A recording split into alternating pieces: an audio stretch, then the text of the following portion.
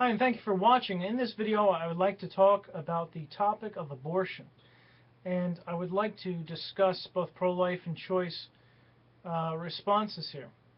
Mainly, I'm going to look at the pro-choice arguments that are used to justify the act of abortion. This video then is for those who are Christians, who are looking to always be ready to give an answer of the hope that you possess, and also to stand up against a wicked and vile generation that is in support of murder of the unborn child. Before I get into the rhetorical questions or statements that pro-choicers use, I would like to briefly talk about their worldview. Most of those, if not all of those, who believe that abortion, that is the murder of the unborn child, is okay or justifiable, these people are not believing in the one true God who made them. Whether they're religious by nature or they're atheists or agnostic, they hold to similar worldviews. That is, presuppositions or presupposed ideas that they use then to understand the world around them. And what I find is that they become the ultimate standard by which something is right or wrong, true or untrue. It comes back to their reasoning, which is many times fallible. When you deny the God who made you and I, what happens? You deny God, you ultimately are denying all truth, all wisdom and knowledge, because all truth, wisdom, and knowledge come from God.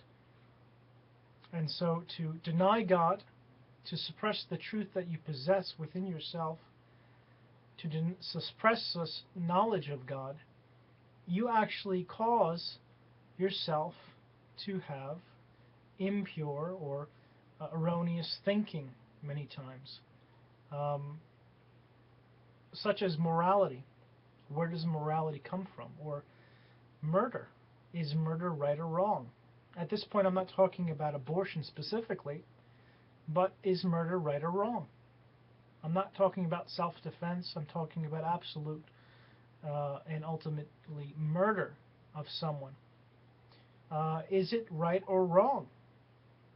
Well, it's wrong, and most Americans, both atheist, Christian, non-Christian, would say murder is wrong. Well, how about when a different society says murder is right? Nazi Germany, for example, thought that it was okay to kill millions of Jews.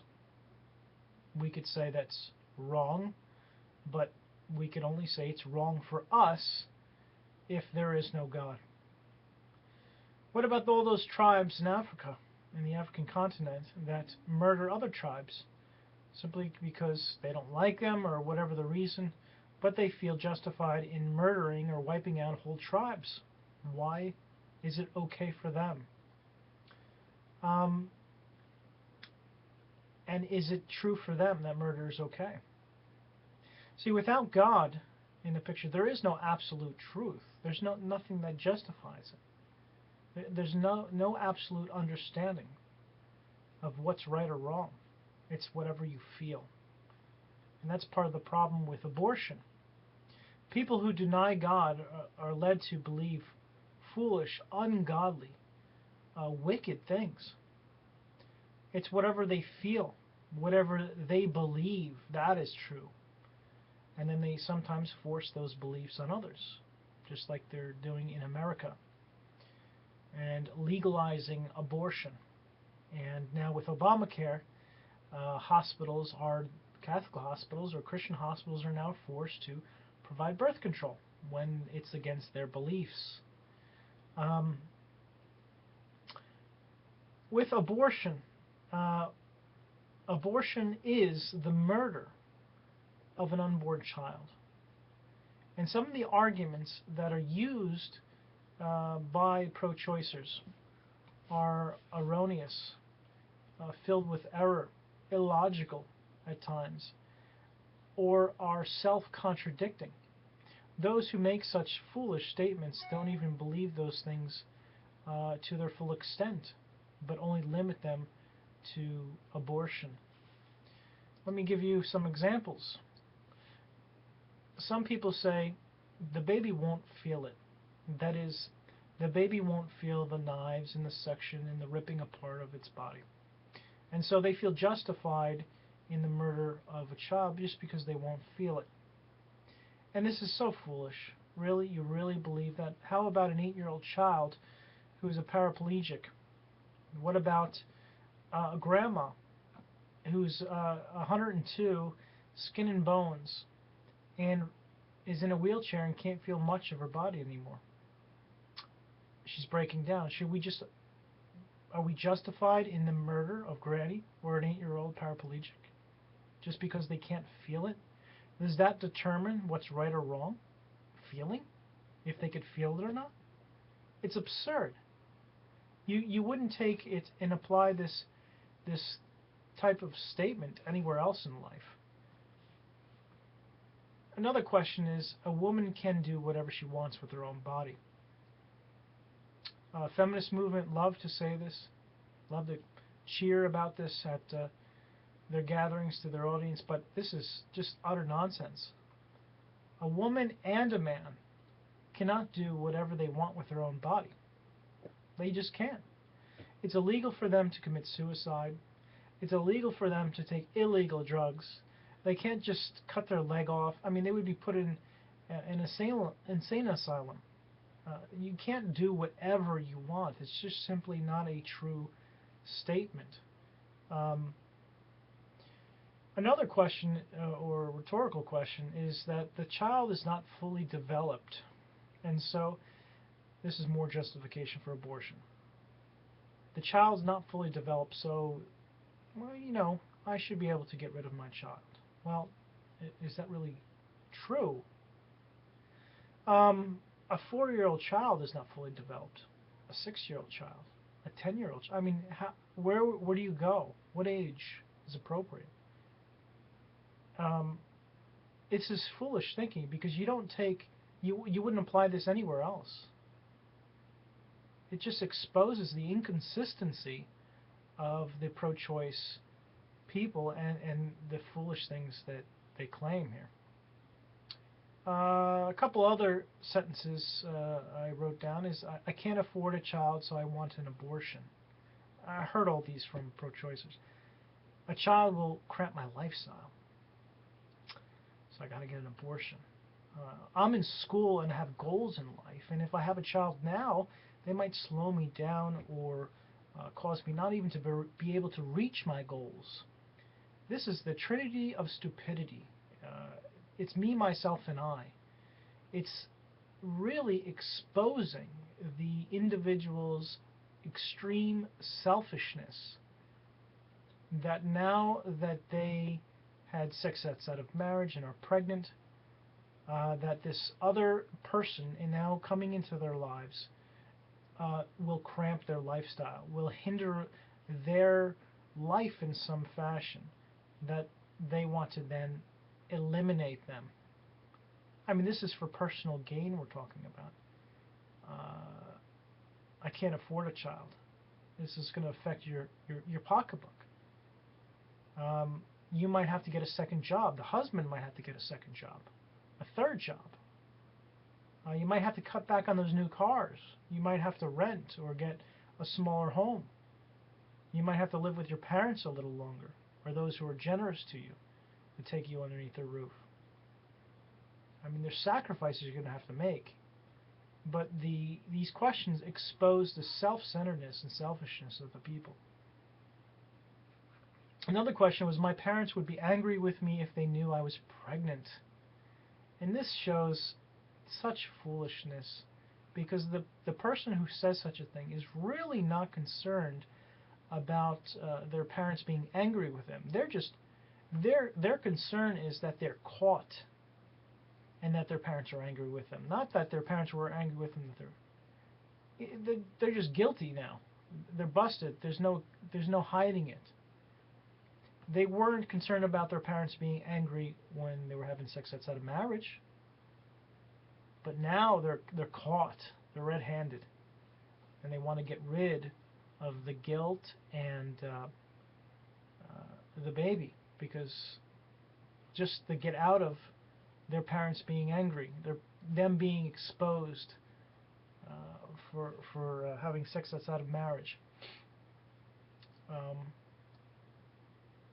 Another question is, I have so many kids already, and I don't need another, or I can't provide for another. Well, usually this is within families, but husbands, wives, go get a third job.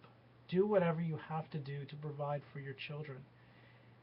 If you really can't afford the child, then there's plenty of other families that would adopt the child. There's no need to murder your child. Another question is, it's not a human being until outside the womb. This is such a, I mean, really, location now determines if you're a human being. Location? I thought we're a human being because we are born human beings. For example, let's give you a short story. If someone is on their way, a woman's on her way to the abortion clinic and about to get an abortion, yet she goes into premature labor and the child is pushed out. Well, now this is a child. A moment ago, before she went and she gave premature birth, this was not a child. But now, because it's outside the womb, it's a child. So location determines if a baby is a human being or not. It is completely absurd. Another question is, the baby is not a child. It's not a human being until it's outside the womb, and I guess that also is by location. And again, when you deny the God who made you, and you live for yourself, truth and knowledge and understanding and wisdom, everything becomes muddled, because the source of all truth and wisdom and knowledge is God. When you deny God, you deny these things, and you're led to irrational, contradictory beliefs and statements. Another question was, let's say, maybe from a parent, she made a mistake. So the parent says of the child, she made a mistake, and she shouldn't have to live with that mistake the rest of her life. What a trick question. It drives at emotion. It's actually a logical fallacy. You can look that up. To say the girl didn't know sex outside of marriage is wrong in and of itself. I mean, think about this. Teenagers will play Xbox with their friends in front of their parents. No problems, no shame, enjoying themselves. But when it comes to sex or sexual acts, they will go hide behind closed doors so the parents don't know. Why would they go hide? Because they know what they're doing is wrong. Plus, God has given them a conscience knowing right from wrong. No one is without a conscience. They know what they're doing is wrong because they seek to hide out of sight what they're doing. Why shouldn't a girl? Now, back to the question. She made a mistake and she shouldn't have to live with that mistake the rest of her life. Why? That's what I ask. Why shouldn't a girl or a woman have to live with her child? Do you see the ridiculousness of they're calling the baby a mistake? And this is denigrating to the human being that's growing inside that woman. Denigrating, calling the child nothing more than a mistake, as if it's a piece of garbage that can simply be thrown out to the trash. The woman or the girl should have to live with her child, and if they're going to be so wicked to not want that child, to throw it away for selfish reasons, then give it up for adoption. But when she willingly, you could think about this. The person willingly engaged in sex and now are pregnant as a result, and then want to get away from that responsibility. An upstanding citizen, a quality worker, and a responsible person is someone who doesn't try to escape their responsibilities, but so many people seek to have an abortion to escape their responsibilities. Also, a child is not a mistake, as I said, but is a gift from God. And that is when those who deny the God who made them really miss out on the gift that comes from God, which is a child. People say this desire to escape from the reality and responsibility of having a child, as I said before. And I say this last question, I purposely put it last because it really is an emotional driven question, or rhetorical question or statement. Someone has said this to me before. It says, a woman is raped, gets pregnant. Should they give birth to that child? The baby would remind her of the rape every day, and so to get rid of that bad experience, she would get rid of that child through abortion. Now, before I even say anything, rape of a woman is such a horrible, heinous crime. It's such a violation of the woman, and I feel for people who go through rape, who experience such violation of their bodies. And usually this is just an emotional statement made by pro-choicers, but we want to speak in love to those who have experienced such a horrible crime and speak truth to them.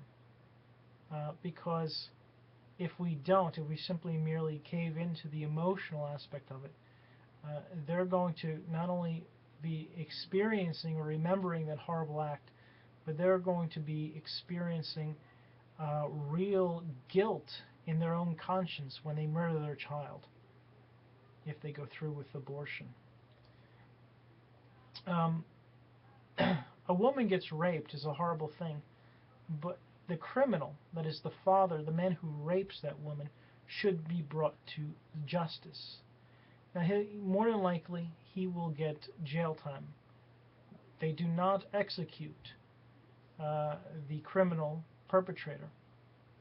But the abortion, the idea to eliminate the child's life, is a death sentence for the baby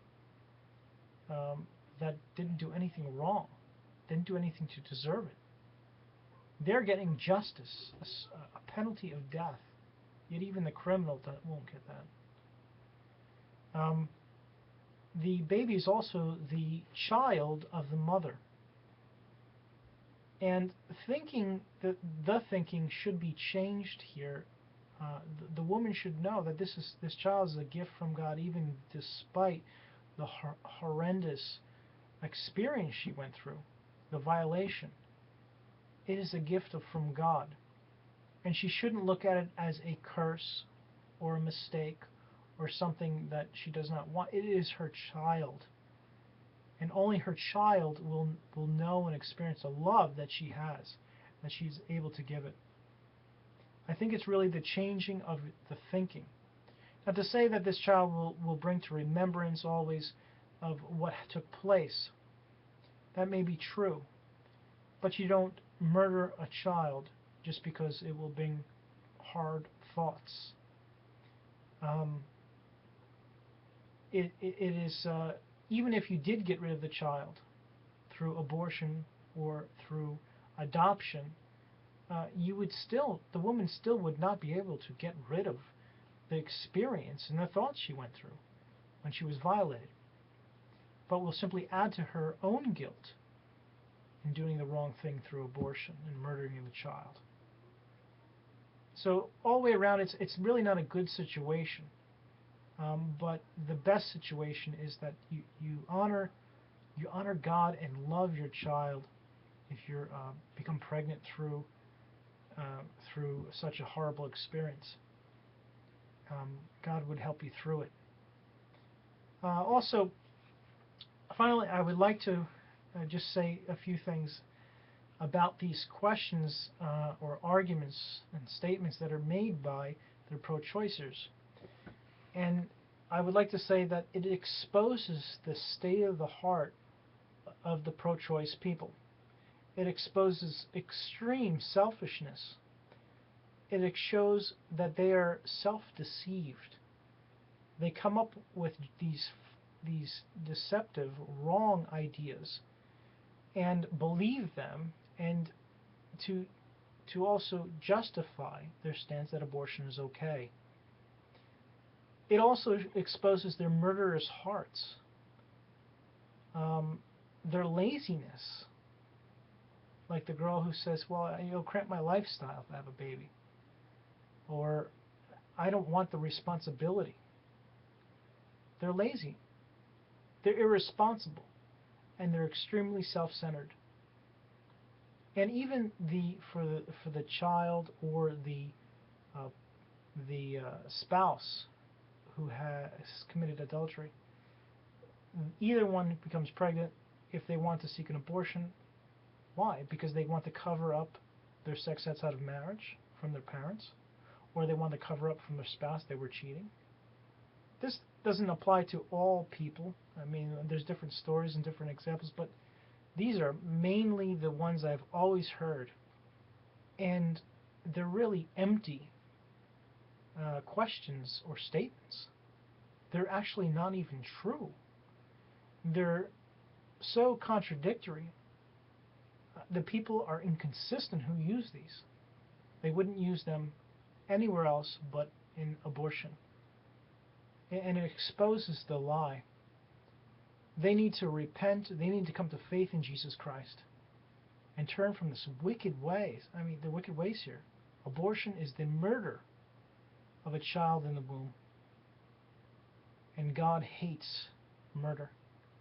I hope this is helpful for you, and you can use it for the glory of God in reaching the lost with the truth and exposing the lies of ungodly thinking.